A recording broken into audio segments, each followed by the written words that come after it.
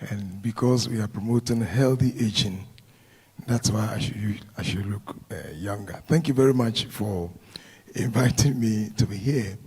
I'm waiting to get the list of the panelists, and then I'll invite them upstage, okay? All right, so we start, and I'm wondering whether the speaker is himself a part of it. All right, so shall we put our hands together and welcome Professor Sami Ohene? He just took his seat, and Prof, thank you very much. And then Professor Kwesi Osei, I think I saw him getting up. He will join us. Yes, Prof, thank you very much. Dr. Divine N. Banyu Bala. Wonderful. And then Dr. Anthony Ofosu. Shall we give a round of applause for them as they come up stage? Yes, Prof. You can come up stage. Mr. Peter Yaro, good friend. Where you dey? Okay.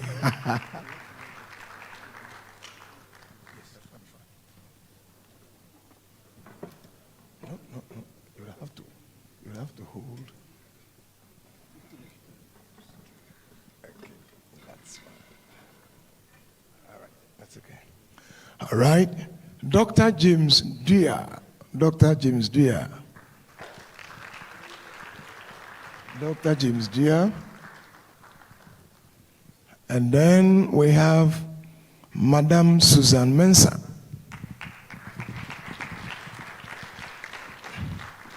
Madame Susan Mensah. And finally, but not the least, Mr. Henry Osei Ejikum. Mr. Henry Osei.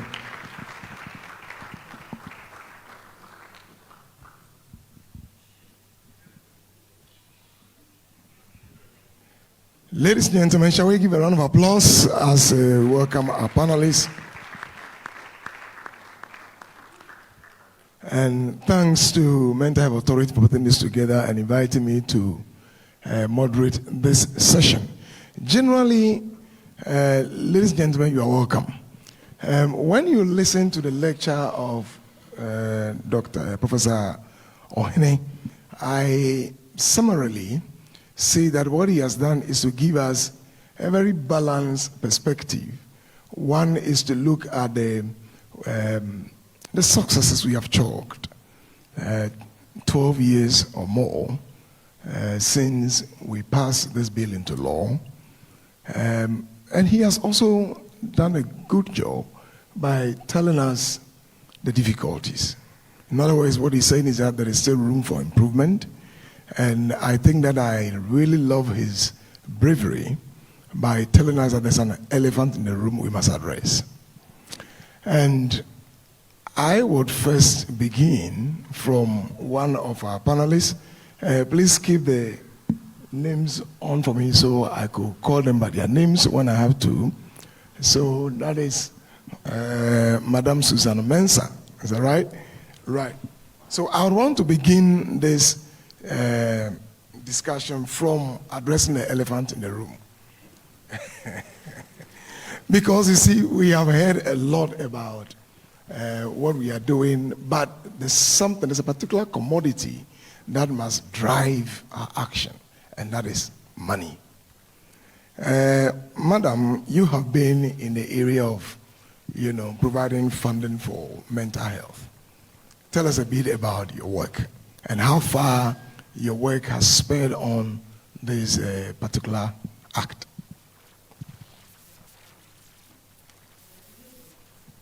Can we get it right? Hello, yes. So good afternoon, everyone. Thank you very much to the Mental Health Authority for inviting me to come on this very illustrious panel to represent the FCDO, the Foreign, Commonwealth and Development Office.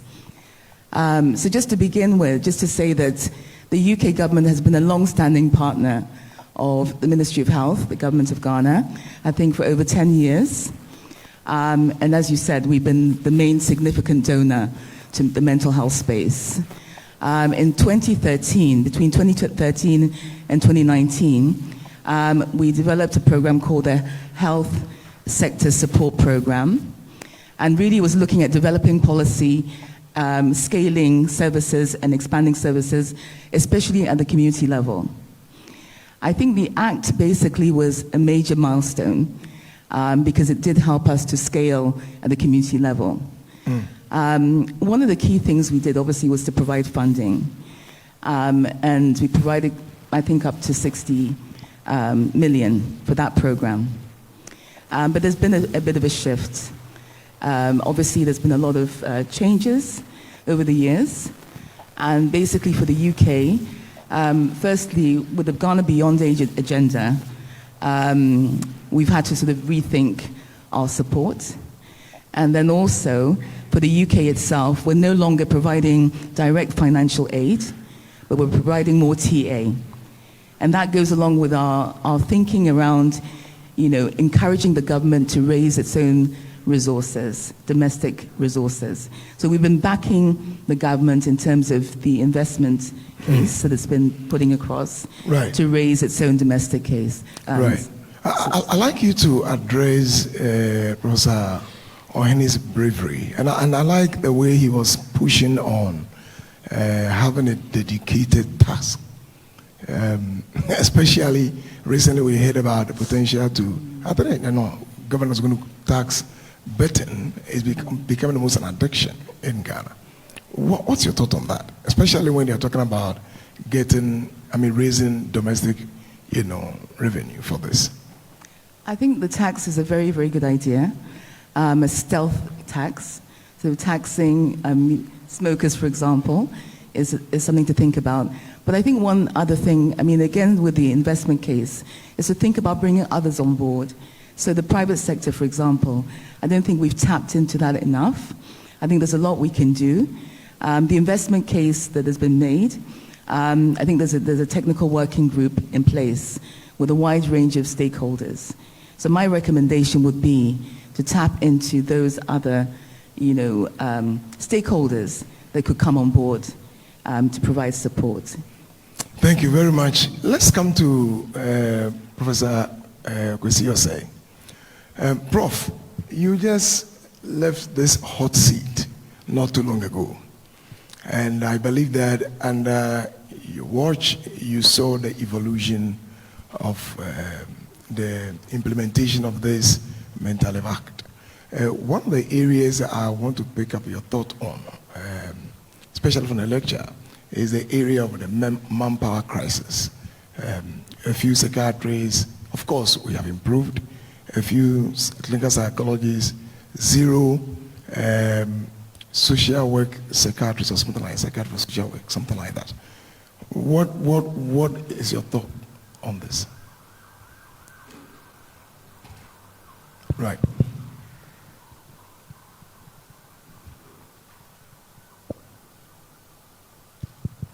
Yeah, thank you very much, and very good afternoon to you all. Well, the manpower crisis, even as they address the lecture showed, we have remarkably improved, but not to the point that we are really satisfied. Ghana, at 31 million people, should have not less than 200 psychiatrists, and we are 65. Not good enough, but certainly much better than we used to be at 10 psychiatrists when we were about 24 million. So there's a lot of improvement along that line, but we can do better. I must say this is from 2 or 3 factors. One, that we have our young daughters who are doing their housemanship. Some of them are, now the housemanship is 2 years, thanks to the registrar of the Medical Data Council, 2 years. And the last 6 months or the last 1 year, you can do that rotation in psychiatry. And what happens is that by the time many people go through the 6 months of psychiatry, then they realize that, oh, I was missing a lot as a medical student. I now understand, so I want to remain. Indeed, a number of us, young psychiatrists, came from that that approach. So that was also very good. And the other thing also, the mental health authority, engineering, trying to encourage people to be interested. So all these are factors that have contributed to the increased numbers. And in the next 3 years, as we speak right now, there are about 40 doctors in training in psychiatry. So come the next 3 years, they will add to the 70 to 65 to be about almost 100. Indeed, in a week's time, there's going to be an examination where we expect 5 more to be added. So there's a lot of improvement in that area, but we can do better. I think we should work together for this improvements. A good one. Prof, before you hand over the microphone to the next person, I'd like you to pick up your thoughts on this as well. When you look at one of the areas that the lecture addressed is the area of improving public perception about mental health and mental disorders. And it's a big issue. How do we get the public to improve their perception about mental health, especially when we are hoping that whereas we are battling with this manpower crisis, we expect homes, families, parents, caregivers to treat persons who are living with mental illness well. What's your thought on this one? The stigma, family members not keen on taking their patients, I will not blame them totally. Yes, we give the public education. First, the public education is very important. We need to embark on massive public education, not only on the media, but face-to-face in the churches, and the mosques, and the marketplaces, workplaces, all those public education. But in addition to the public education, you educate me that when I have a problem, I should go to the psychiatric hospital, I should go to any hospital at all. Fine. And I go, and then I don't get the medications I need. Next time, I will not go there again. And then the next time, I will leave my child or my patient to be on the streets. So in addition to the public education, we must provide a wherewithal, provide the extensive facilities nationwide. Now we hear that there are facilities nationwide, but not to the point that we want. Most of them are manned by psychiatric nurses. Good, but not good enough. We need to be able to extend psychiatrists. A lot of our 65 psychiatrists are within the capitals, Accra, Kumasi, and Kipus. We should be able to extend them everywhere. So that if I go, after having listened to the lecture and I'm happy, I want to go to the hospital for treatment, I go and I get the care. If I don't get the care, next time I won't go. So these are factors, but we need to hold the bull by the horn so that we can get everywhere, accessibility, all that. Thank you very much, Professor Augustio. Shall we put our hands together for our panelists? They are doing very well. I'd like to turn to my brother, Basic Needs. Basic Needs. Basic Needs is doing a lot, I know, in the northern sector of Ghana. I'm going to pick up your thoughts on rights. Rights. The mentally ill person has a right. And I think that one of the things that the lecture really highlighted as a major contribution from the Mental Health Act is that, at least for the first time, maybe it was publicly making it clear to others that even if somebody is mentally ill, the person has a right. You have been in the communities working extensively in this area. How did that come to you, and what are your thoughts on this? Thank you, Prof. And, hello to fellow panelists. I think the name Basic Needs, its full name is actually Basic Needs, Basic Rights. So we had started from the premise that right should precede everything that we do. And in the sense of right, it's also what we have ascribed to love for fellow person. If you extend love, then you have started on a good note to work with a person who has a mental health care need. And so that is the point of view Basic Needs has always started. And again, Prof. Ohene so excellently touched on that when he talked about as far back as in 1971, there were thoughts of having a visiting committee that was to ensure that excesses in psychiatric facilities or any other holding place for people are not abused. And I also think the Ghanaian culture has made it a bit possible to recognize and support our relatives. That we are known to be hospitable, we have fellow feeling, and so when you combine awareness creation, sensitization of the person and the family or community as to why they should extend this support to people who are less privileged because of an illness, then you get it. And I think that is where a lot of basic needs strength has been drawn from. Easily engaging with communities to understand the need to be a little bit more humane and supportive of people who have mental health care needs. And this has been translated in the self-help support groups that through our work they have come to establish. And these are peer support structures at the community level that do not really need much financial outlay to let them work. Just mobilizing their solidarity as individuals from within the same community with similar experiences to share and be of support to each other. And I think that is what has really facilitated this. And I'd like you to just add one quick thing. And so you have been in this area, arguably from the private sector. I mean, of course, you get your funding from elsewhere and you're mobilizing resources in the community to work in mental health. Tell us a bit about private participation in resource poor settings as ours.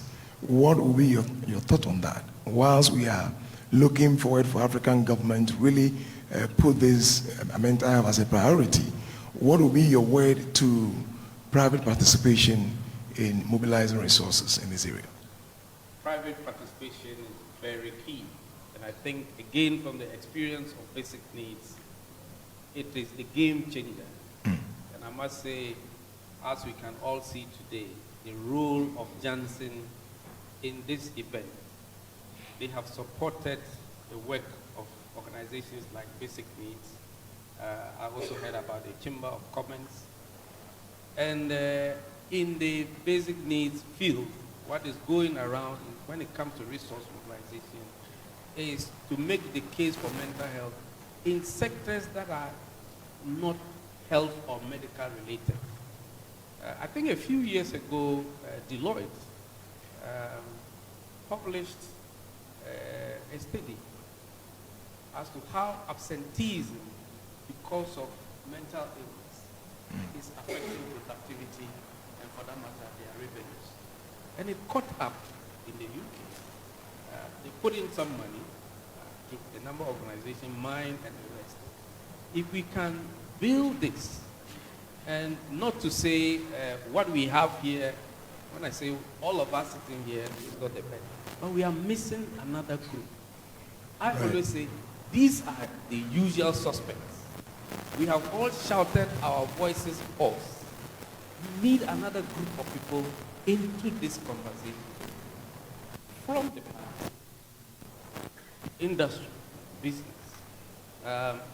again linking to other sectors, the trend has shifted towards HIV, TB. HIV, TB, and mental health. Big talk around it. And I think there was a whole side session led by one of our partners called United for Global Mental Health. That investments in mental health can do a lot to support outcomes for HIV and TB. So looking at all these avenues to link mental health to various sectors, in the private, whether they are for business, or charity, or other global initiatives, health-related, could draw in some resources than just mainstream, say, give funding for this. And the last part, just to say, with all humility, is that the mental health funding pool is a deep one. Say that millions, I mean, I heard UK has invested over £60 million in Ghana. That is still not enough. The only thing is, what we can do with the little that will come is how we become efficient. How we become efficient. In use of what little that comes. Sure. Or basic needs, how we become efficient with the little that we have. I want to go to Dr. Divine. Dr. Divine, you are a regulator. When Professor Ohene was giving a lecture, one of the things he did so well was to give us the objectives of the Mental Health Act, what it was set to achieve. And one of them was collaboration. And I know that one of the areas that we are seeking to perhaps sanitize is to, how do we work with these faith-based organizations? I mean, churches, prayer camps. You are a regulator. If you went to a place and you saw somebody shackled, or somebody's running a clinic and he doesn't have the required papers or license or the skills, the right, people to work. What is your thought when he raised that issue as one of the areas we have? What would be your? Thank you very much. Just permit me to convey on behalf of the board and management of the Medical and Dental Council our congratulatory messages to our colleagues at the Mental Health Authority and my teachers here. We bring you really great greetings, hearty congratulations on this important milestone. The second observation I'll make quickly is that I've been an interested party in the processes leading to the passage of the Mental Health Act, and we are all here, my teachers are here, and Parliamentary Select Committee were all part of the processes to see what we could do from various components. At that time, I was with him in the office of the Director General as the head of the Medical Legal Department. So we assisted to put the act together. That is because of our collective commitment. That it was not just important that we provided clarity in policy direction about our commitment to advancing mental health issues, but also to encourage us to work collaboratively. Okay. And Professor Akwesi indicated that if you look at the increase in numbers, it was because of the use of our regulatory authority to address a common problem in the area of mental health, in that we had classified psychiatry as an orphan and endangered subspecialty of medicine. Okay. So through the cooperative enterprise that we engaged in, we're able to work not only with the Mental Health Authority, but also with the ministry, the Ghana Health Service CHARG, the college that is hosting that, and others, to advance that through our regulation, we are going to provide an opportunity for young doctors who have not yet made up their minds to have a taste of what it means to be a psychiatrist. We have deployed, and because of the success story, we have deployed a similar strategy for another discipline called anesthesia, and just on the when we had COVID, we deployed the same strategy for emergency medicine. And we find that once we've used those tools strategically, working, identifying what the need areas are, and cooperatively discharging that, it works. Also, from our colleagues from Foreign Commonwealth Development Office and their commitment to the process, we have worked together with other parties and the college in particular. And I know that continuing to provide support in what we call a managed education partnership, conversation around that. Once again, that is because through our collective engagement, the college needed to ensure that we not only deal with the numbers of the various specialists, but also to ensure equity in the distribution across districts and regions. So if you find now, you find we have psychiatrists in Tamale Teaching Hospital now, but a large number of regional hospitals don't. What the college, together with all of us, has done is through this collaboration to develop an arrangement, a general policy outlook to decentralize the training of critical specialists in the area of psychiatry, anesthesia, ENT, ophthalmology, those areas where we think the needs are there, and not keep them only in Kolebu and Kumfanochi. And that is important because as we speak, I think the psychiatrists we have in Tamale are specialists at the level of members. Through the college, it is our hope that with senior psychiatrists that we have, through the mentorship and coaching program, we'll be able to accredit Tamale as a training site so that you don't ask them to leave Tamale to come back and finish their fellowships. So there is immense benefit.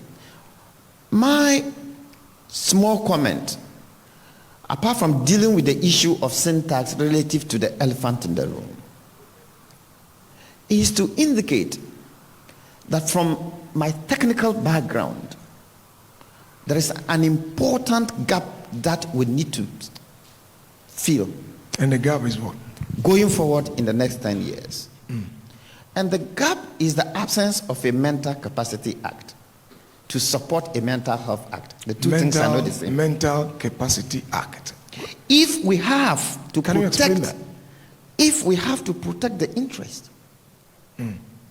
of the mental health patient, then we need an additional layer of statutory guidance on what it means to assess somebody. Remember when my teacher, Succinct, and the presentation rich in its brevity indicated their court orders and referrals. If they refer somebody for a mental health assessment, what then should proceed from there? So those are important technical conversations that a Mental Health Act requires to be able to enjoy the full benefits of the protections that are inherent in the Parent Mental Health Act. And I'll leave it like that at this point. Yes, Dr. Manimala,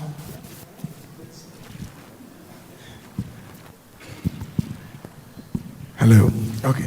I'd like you to, especially in the area of, and not just maybe 30 seconds, if you can do that for me. Yeah. In the area of training non-psychiatric doctors. So we're talking about the medical doctors in general hospitals, especially when we may have. Yeah.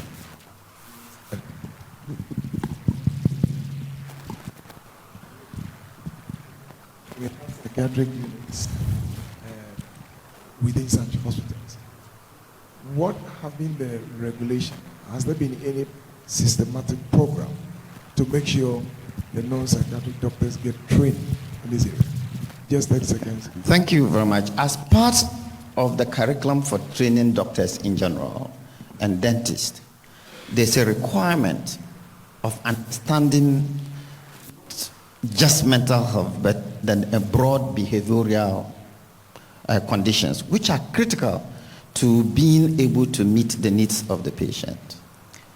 The second thing is, and I'm sure my colleagues from service delivery component may address that. When you are pursuing a close to client service delivery strategy, then maybe to generate the efficiencies because of the difficulties with resources, we may be thinking about effective and better integration in terms of the service delivery component away from the policy, resource mobilization, oversight, training component, so that resources at those levels are better and much more efficiently utilized. Thank you very much. Thank you very much. Well said. Thank you. Put your hands together for him. Thank you very much. We're going to the Deputy Director General, Dr. Anthony Ofosu. Dr. Ofosu, are pastors mental health workers?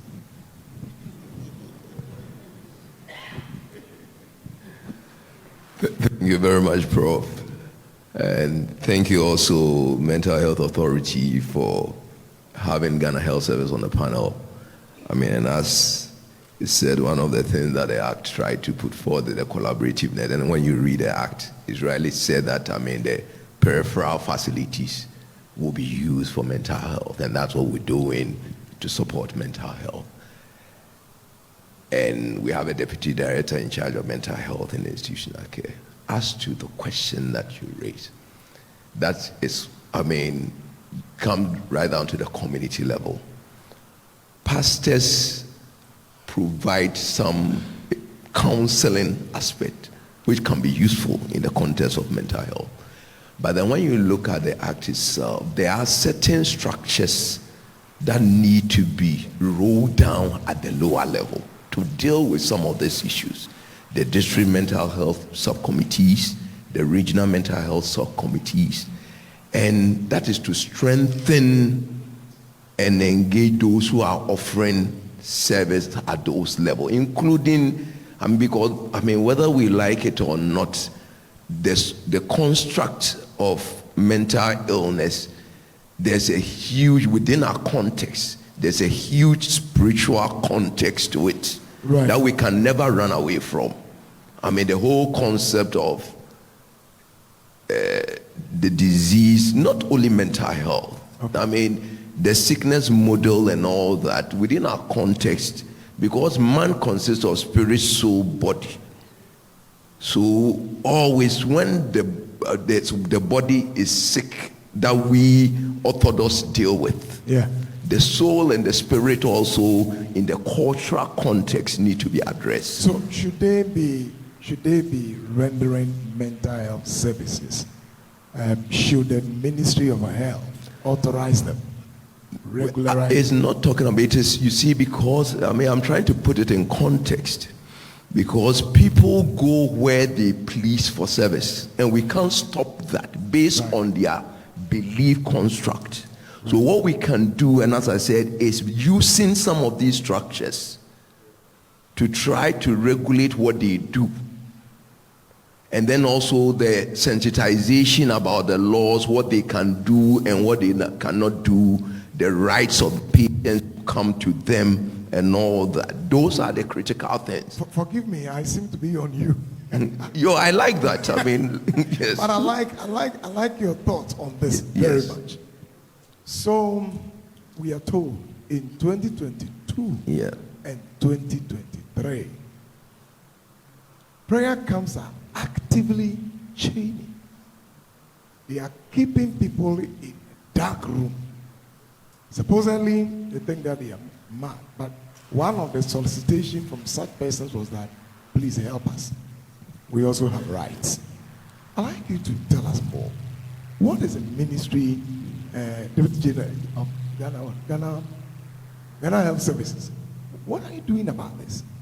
This chaining thing is a big issue.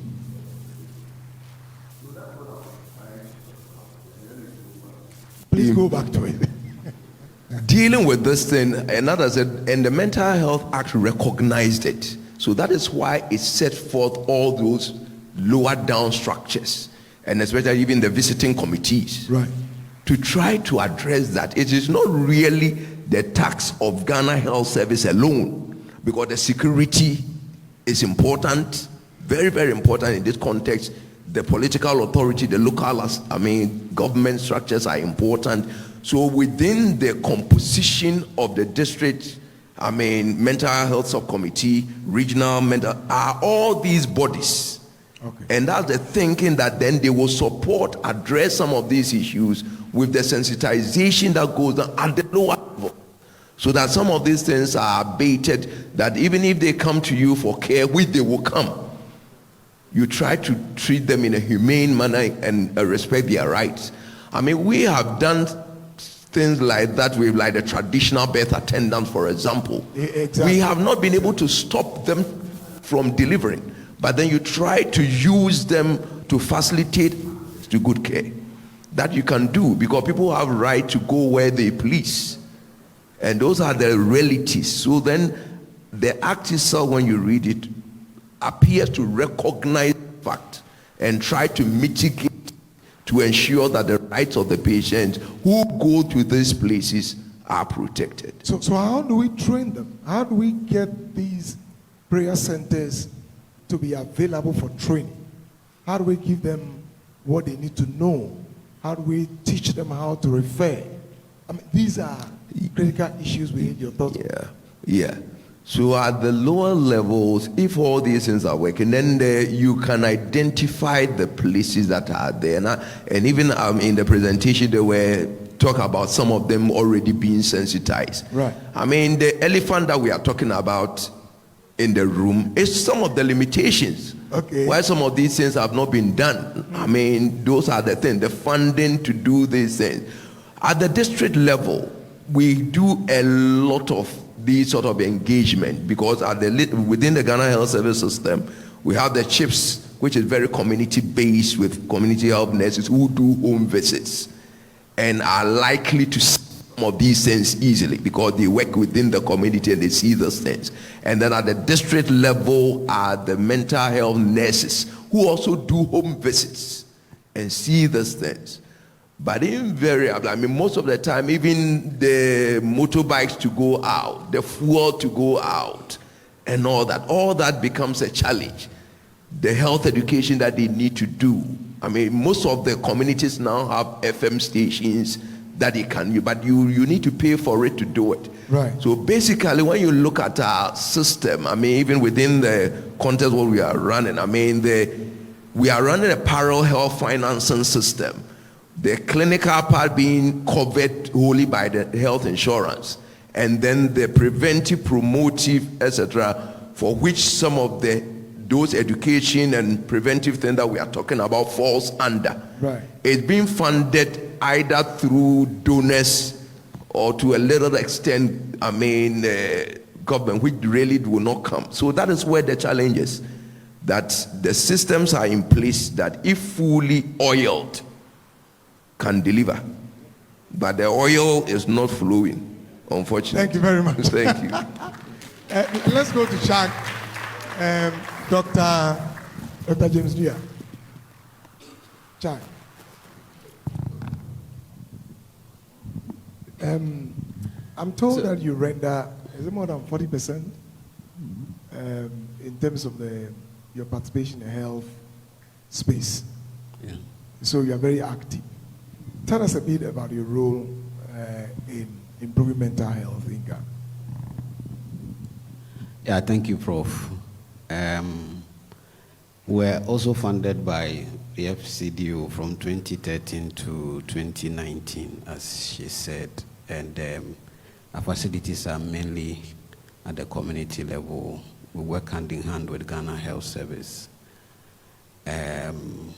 Between 2013 and 2019, we actually created about 140 mental health units, not admission points, but mental health units that see people at the OPD level.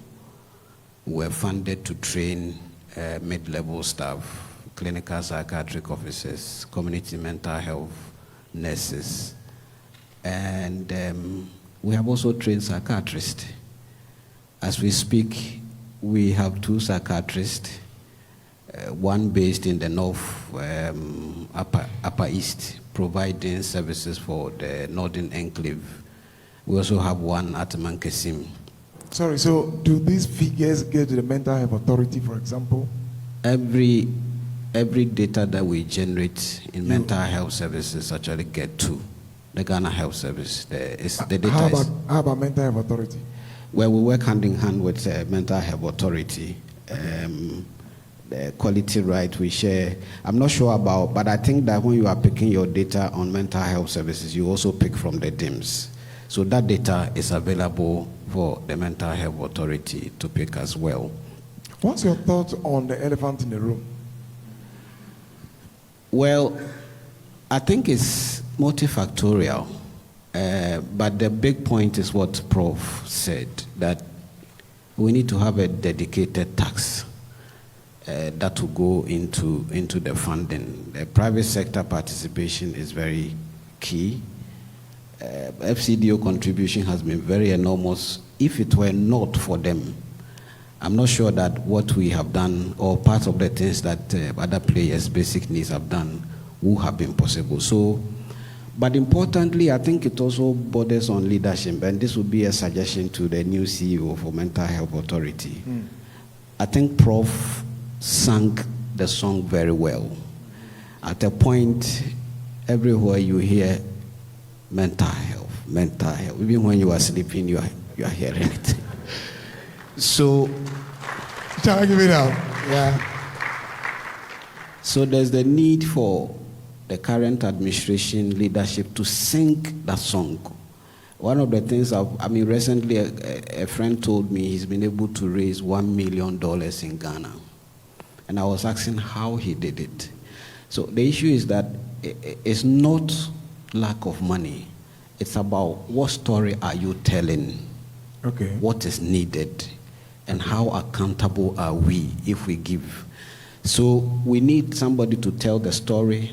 We need to be accountable for what we are giving. We need to involve the private sector. I wanted to comment lastly on the faith-based. 10 seconds, go ahead. Yeah. I think that, as Dr. Fosu said, faith and behavior are inseparable. And once we identify these pastors, traditional healers, as key players, we need to bring them on board. For the work that we did, we actually saw that there's that need for belongingness, engagement. Sometimes it is also an issue of bread and butter, especially if you take the traditional healing centers and some even the pastors. Right. These people are coming to me, they give me something, and that you want to take them away. So the issue is, let's have some form of partnership. Partnership. We can support you to get better outcomes, and that they will give you more, but we also get what we need. We get the treatment. Thank you very much. Thank you very much. Thank you very much. We'll go to the one who gave the lecture will be the last person to share a particular thought. So we are giving time to rest and to listen to the panelists' reflections on what he said. Mr. Henry Osei Ejekum, Country Manager, Janssen, Johnson & Johnson, right? Tell us a bit about your support to mental health. And I need your honest thought on the elephant in the room. Tell us, from your perspective, how do we address that? We know you have been supporting mental health in the country, but what do you think, honestly, from where you say, what should be a solution to this problem? Thank you, Prof, and good afternoon to you all. As a pharma company, we have a deep sense of responsibility for all patients, and in Ghana, we have a keen interest in patients living with mental health conditions. Since we started a couple of years ago, we have supported the mental health care space. I recall that about 4 years ago, we had a stakeholder forum where we brought people within the mental health space together to try and identify the gaps that we have in mental health care. We were able to put together something. Funding was critically one of them. Beyond these forums that we've supported, we have partnered with organizations like Basic Needs, the Mental Health Authority, the Psychiatry Association of Ghana to implement several initiatives here. We have worked on trying to create awareness about the disease and encouraging people to go to the appropriate treatment centers for care. We've also partnered with some of the psychiatric hospitals to improve capacity, provide the healthcare practitioners with the right information so that they'll be able to make the right decisions for the patients. But beyond that, we in Ghana, for example, have made sure that we are making medications, our innovative medications available at very reasonable prices so a lot more patients can have access to it. Now, to address the elephant in the room, there's only so much that private sector can do. We can reduce the price to 10 cedis, but if there's no funding to buy it, the patient will still not have access to it. Right. I think that we've had a lot of conversations. I also remember that last year we also had a dialogue on what we can do to improve the funding.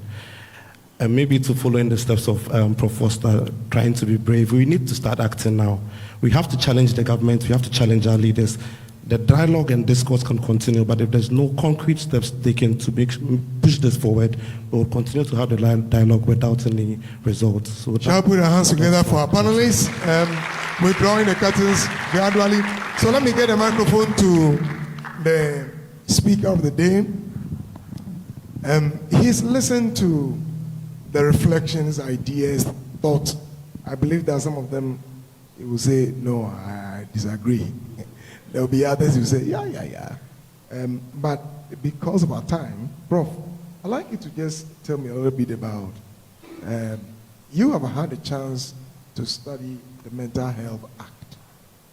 And the lecture was to look at how has this actually spurred us on in rolling out mental health programs in Ghana.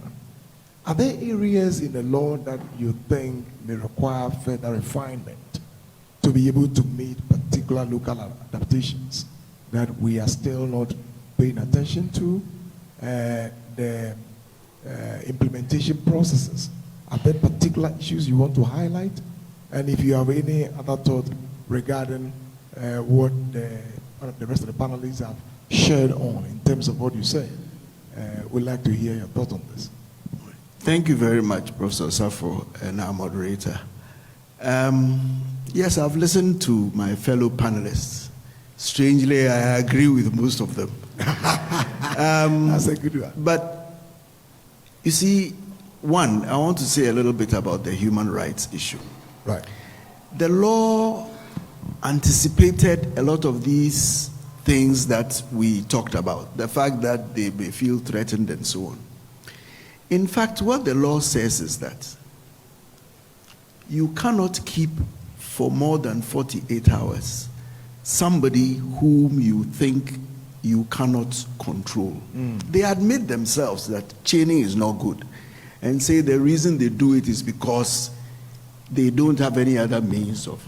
Right. So the person comes, is very distressed, you try to do what you can, you tie him down, whatever. If after 2 days you are not successful, you are supposed to refer the person. Okay.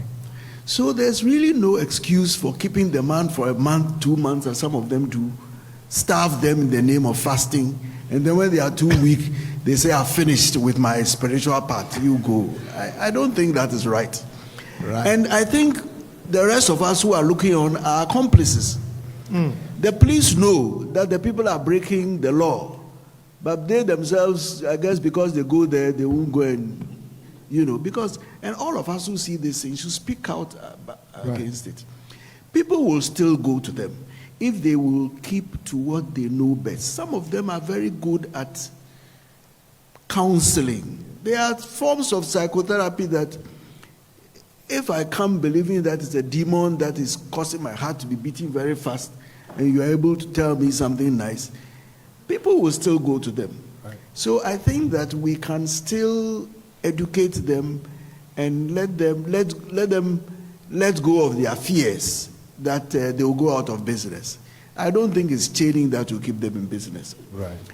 The other thing about the money thing, I think we as I said, we have to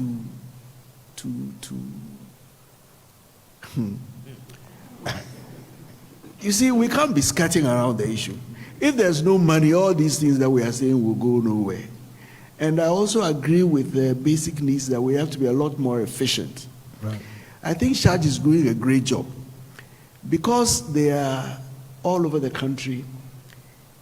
You support somebody to come for training and the person goes back there. One of my greatest fears is that very soon, as one of the speakers said, we will have 100 psychiatrists and they all half in Accra, the other half in Kumasi.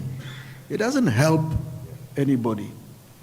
But I also understand why somebody does not want to live here and go on his own to what? Wale Wale And then he must have a decent facility where he can practice Right. what he has learned. And we must also remember that he is not just going there to go and see only patients. There are other things. And I think it's possible, it's within our means to produce or to make life relatively comfortable for people, so that we should give people incentives to go to hardship posts, as it were. If you make it attractive, you don't need too much. Some people, they go there, and in 2-3 years, they find other reasons why they should remain there. We have to be innovative in the way we do this thing. Right. So that we don't end up, GDP is 10,000, but 3/4 of the people are living under the poverty line, and the rest of them are living in affluence. That will not help anybody. Thank you very much. Put your hands together for our speaker. Now our time is almost up. I'm going to give each of the panelists 5 seconds to run up their thoughts on the lecture, and then if they have any other thought they have. So I'll start from Janssen and Janssen.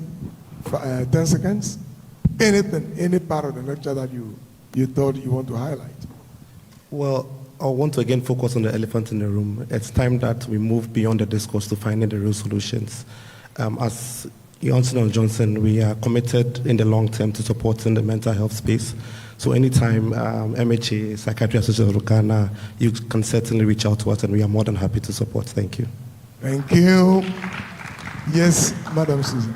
Okay, so beyond the elephant in the room, I just wanted to talk about the equitable distribution of human resources. I think it's very, very important. But also about innovation as well. So telepsychiatry, for example, and e-prescriptions, etc. So we're moving into the digital era. So I think we can do a lot more to move in that direction as well. Okay. Thank you very much. Yes, John. I think one of the biggest issues that was raised is about the human rights reports of abuses that happened in 2012, 2022. Part of the problem that we need to address is actually making available psychotropic medicines. Okay. We noted that when we created a huge demand for services, people were coming to the facility. Early diagnosis was helping. But then people come 1, 2, 3. The next time they come, medicines is not available. Some of them who are on treatment relapse. Right. And then they go to this. So we need to make psychotropic medicines available at the levels of care. Psychotropic medicines available. Yes. Thank you very much. I also think that, the full deployment of all the subnational structures will be very helpful. Right. The regional health subcommittee, the district health subcommittee, and the visiting committees, if they are all working effectively, then I think, the care pathways and some of these abuses and the sensitization and awareness creation about the act and all that will be very effective, and people will be better protected. Right. And will have better access to care. Thank you. Shall I give it up? Yes, sir. Thank you very much. I think a few quick points. We, from our part, will continue to pursue the collaboration and partnership and working through other partners like the college and external partners like UK Aid and others to work on the managed education partnerships, which will help us to be able to deconcentrate the training from just Kulebu and Komfonache to other regional training centers. That is important. On our part, we continue to use our regulatory innovation mandate to be able to deal with the issues of inequity and facilitate this concentration. I pointed out that it is important for us to have a look at the Mental Capacity Act. I think it's an important leg that will require full protection for persons with mental health. Finally, from the Medical and Dental Council, we have what we call a fitness to practice guidance. If professional regulators, nurses, doctors, others, recognize that mental illness is an inherent part of the human condition, and we ourselves can suffer it. And we have internal arrangements to educate ourselves and not be scared of achieving and going for support within. Then we will be empowered to be able to engage the external audiences and be able to educate people and demystify and desensitize. Thank you very much. Ourselves. Shall we put our hands together for him? Thank you very much. Well, I think the singular most important intervention, given that the law has been passed, singular most important intervention for us to move forward is to address the question of the elephant in the room. Okay. The funding. The law already stipulates mental health levy, so it's not a new recommendation. The law already establishes it. But is a political will by the policymakers to implement it? That is a problem. And the Mental Authority has actually outlined various measures, procedures by which the levy can be established. So the ministry has that opportunity.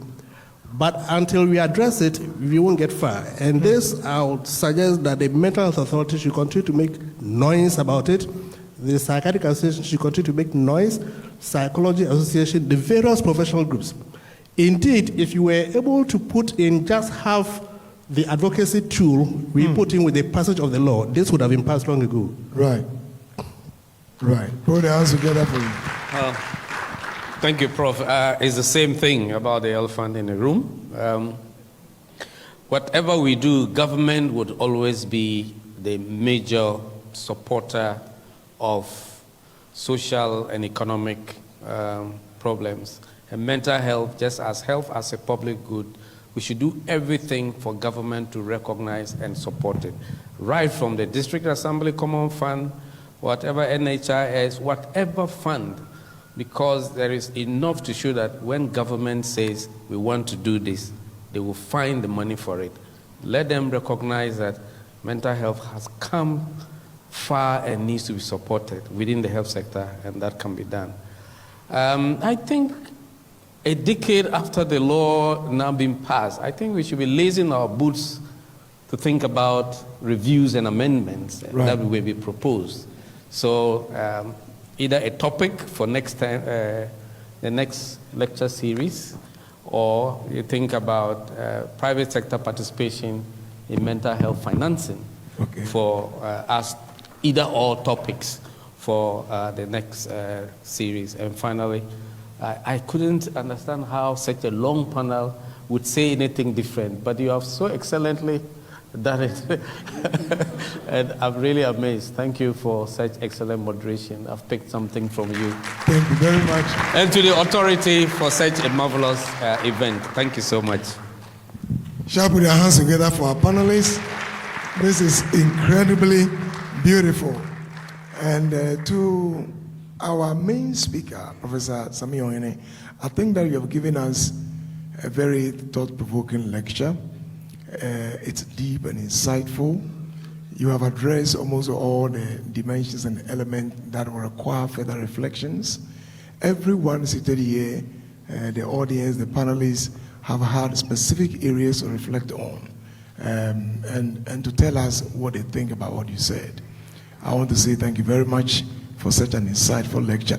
And to our panelists, thank you so much, Janssen and Janssen, Suzanne, Chag, my own brother from Mental Health Authority, a regulator, Professor Kwesi say, they call it a you man or whatever.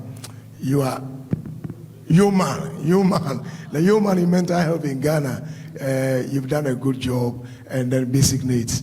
Listen, gentlemen, let's not forget. My thinking is that when an elephant enters a room, it's so huge that if you don't take care, it can pull out the entire structure. What you have to do is to gently find a way of getting it out.